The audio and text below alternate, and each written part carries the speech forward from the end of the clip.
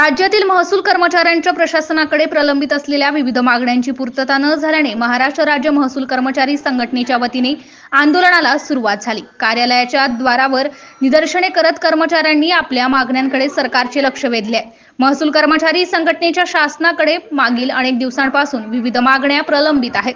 यामुळे संघटनेकडून टप्प्याटप्प्याने आंदोलनाला सुरुवात झाली आहे। यानंतरही शासन स्तरावरून मागण्यांची पूर्तता न झाल्यास महसूल कर्मचाऱ्यांनी सोमवारी दिनांक 15 जुलैला निदर्शने आंदोलन केले। बेमुदत कामबंद आंदोलन करण्यात येणार असल्याचा इशारा संघटनेकडून यावेळी देण्यात आलाय। आंदोलनात संघटनेचे राजू तडस, मोरेश्वर टेकाम, राजू परतेकी, अलका ठवरे, छाया बुद्धे, सुधीर कांबळे, विजय साबळे, गजानन वीर सहारे, श्रीमती शोभणे, सुनील जाधव, आरती चौरसिया, धीरज बागडे, पूनम लेंडे आदींचा सहभाग होता। MCN न्यूज मराठी करिता राकेश मर्जीवे, रामटेक, नागपूर।